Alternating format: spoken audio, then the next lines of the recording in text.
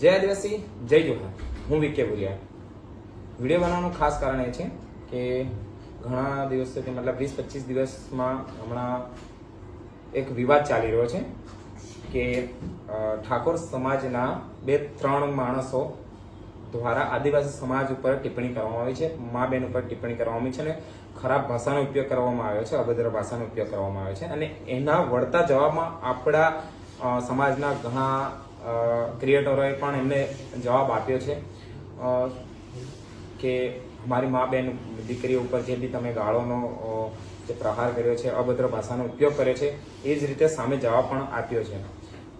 હવે નાના ક્રિએટરો છે, મતલબ સમજો કે 10,000, 20,000, 50,000, હવે આ લોકો સમજી રહ્યા છે કે આપણા સમાજ ઉપર આ રીતે આપણા સમાજની દીકરી, મા બેન દીકરી પર આ રીતે ભાષાનો ઉપયોગ થઈ રહ્યો છે, ગાળો બોલી રહ્યા છે. તો એ લોકોએ સમજ્યા કે ચલો ભાઈ કે આ રીતે તો નહીં ચાલે, આપણે જવાબ આપવો પડે. અને એ લોકોએ ઘણા વિડીયો બી બનાવ્યા અને હર વિડીયોનો જવાબ પણ આપ્યો છે.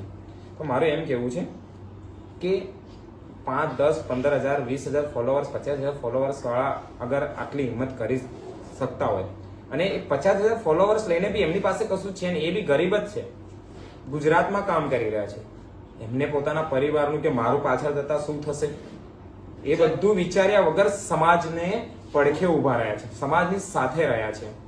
તો મારું એમ કેવું છે કે 5 લાખ, 10 લાખ ફોલોવર્સ વાળા ક્યાં ગયા? 5 લાખ, 10 લાખ સબસ્ક્રાઈબર વાળા ક્યાં ગયા? આ લોકોને શું અભિમાન છે? એ લોકોને શું ઘમંડ છે? તમને 5 લાખનું, 10 લાખનું ઘમંડ છે? પહેલી વાત તો એ છે કે તમારા 5 લાખ ફોલોવર્સ કે 5 લાખ સબસ્ક્રાઈબર છે. આ સબસ્ક્રાઈબર એક આંકડો છે અને 5 લાખ સબસ્ક્રાઈબર એ આદિવાસી સમાજ તમારી સાથે જોડેલો છે, એ લોકો છે, બરાબર? તમે નથી. એ 5 લાખનો જે આંકડો છે ને, તમારો નથી, એ તમારી સાથે જોડાયેલો આપણો સમાજ છે. તો તમને ઘમંડ શાનું છે? અને જ્યારે નાના ક્રિએટરો કહે છે કે તમે વિડીયો નથી બનાવતા, તમે કેમ સાથ નથી આપતા, ત્યારે તમે એમ કહો છો કે અમારી પાસે ટાઈમ નથી, અમારી પાસે સમય નથી. વાહ! જ્યારે તમારી પાસે અલગ અલગ પ્રોજેક્ટ ઉપર કામ કરવા માટે તમારી પાસે ટાઈમ છે, તમારી પાસે ઇન્સ્ટાગ્રામમાં રીલ્સો બનાવવા માટે ટાઈમ છે, તો સમાજ માટે 2 મિનિટ, 3 મિનિટ કાઢવાનો તમારી પાસે ટાઈમ નથી. અને વળતો જવાબ એમ આપો છો જ્યારે ક્રિએટર, કોઈ નાનો ક્રિએટર તમને એમ કહે છે કે કેમ મોટા કલાકાર કે મોટા ક્રિએટરો સમાજ સાથે, સમાજ માટે વિડીયો કેમ નથી બનાવતા, તો તમે એમ કહો છો કે તમે અમને કેમ કહો છો, તમારો કોઈ હક નથી બનતો અને વધારે ગાલી ગલોચ કરશો તો અમે રિપોર્ટ કરી દઈશું, FIR કરાવી દઈશું. વાહ! મારે એમ કેવું છે તમે FIR કરીને જીતી જશો, વાંધો નહીં, ચલો તમે નાના ક્રિએટરને ડરાવી લેશો કે તમે એના વિરુદ્ધમાં કોઈ મોટા માણસનો સપોર્ટ લઈને એને ડરાવી લેશો, પણ ધ્યાન રાખજો કે તમે આ રીતે તો એને દબાવી દેશો, પણ સમાજ આ બધું જોઈ રહ્યો છે. નાના ક્રિએટરો અને નાના યુટ્યુબરોને ડરાવવાનો કોઈ જ જરૂર નથી. અને આ ક્રિએટર, જે નાના ક્રિએટરો છે, જે હમણાં સમાજ સાથે ઊભા છે અને તમને ડરાવવામાં આવે છે કે મોટા કોઈ પદવાળા માણસ કે કોઈ મોટો કલાકાર કે મોટો ક્રિએટર તમને ધમકાવવાની કોશિશ કરતો હોય તો કોન્ટેક્ટ કરો, અમે આ માણસોને જોઈ લઈશું. હવે ઘણા એવા બી આવશે કે વિકે ભુરિયા તો હમણાં વિડીયો બનાવી રહ્યો, તો એ લોકોને બી જવાબ આપી દો કે મેં ઓનલાઈન વિડીયો નથી બનાવ્યો, ખાલી ઇન્સ્ટાગ્રામમાં નથી નાખ્યો કે યુટ્યુબમાં નથી નાખ્યો, બાકી મારે બી કોશિશ જારી છે, મેં ઘણાના કોન્ટેક્ટ કરી ચૂકેલો છું. એવું જરૂરી નથી કે તમે વિડીયોથી જ તમે આ બધું કરી શકો, ઓફલાઈન રહીને બી તમે આનો વિરોધ કરી શકો છો.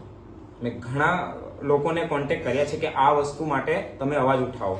મને લાગતું હોય ને કે મેં વિડીયો નથી બનાવ્યો, પણ મેં ઓફલાઈન પડદા પાછળ કેટલું કોશિશ કરી છે, કેટલા માણસોને કોન્ટેક્ટ કર્યા છે, બધાના પ્રૂફ મારી જોડે છે. અને ટાઈમની વાત છે કે તમારી પાસે મોટા ક્રિએટરો પાસે ટાઈમ નથી. ભાઈ હા, તમે બહુ મોટા થઈ ગયા છો, તમારી પાસે મોટું લેવલ છે, ઠીક છે, તમારી પાસે ટાઈમ નથી. જ્યારે 9 ઓગસ્ટ આવશે તો તમે સમાજ માટે ગીતો બનાવવા આવી જશો, તમારી પાસે અઠવાડિયું 15 દિવસ પહેલા પૈસા આવી જશે, તમારી પાસે ટાઈમ મળી જશે, તમે પોતાનું કામ છોડીને વિડીયો માટે દોડ્યા જશો, ભાડે કપડાં લાવીને બી પહેરીને તમે વિડીયો માટે જાઓ છો.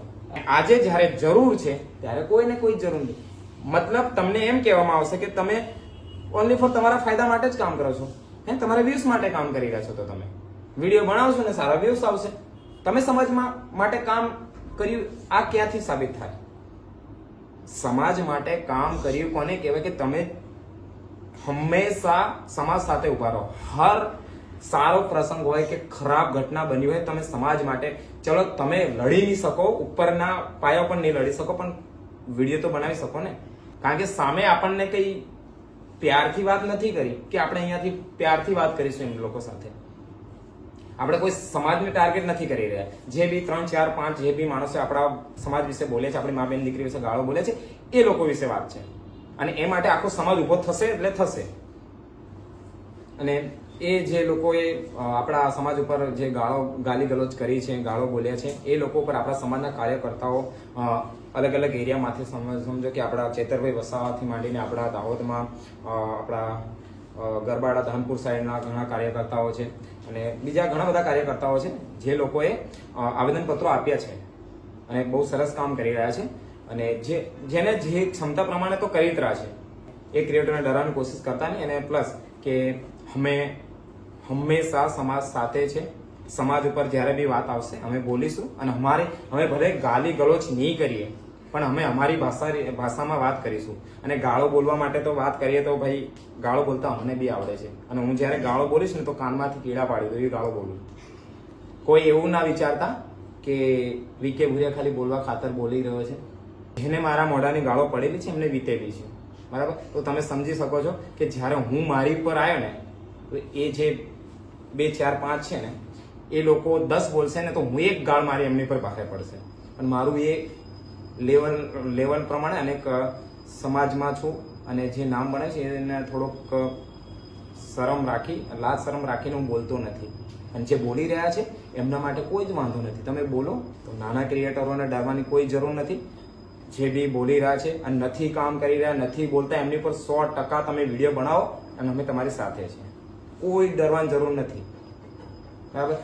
કરીને શું કરશે કે ફરિયાદ કરી દેશે, FIR કરી દેશે, એનાથી વિશેષ પણ આપણે નજરમાં એટલું તો મળી જશે કે કોણ સમાજ સાથે છે અને કોણ સમાજ સાથે નથી. આ દેખાઈ જશે આપણને. તો આટલું જ કેવું છે. જય આદિવાસી, જય જોહાર.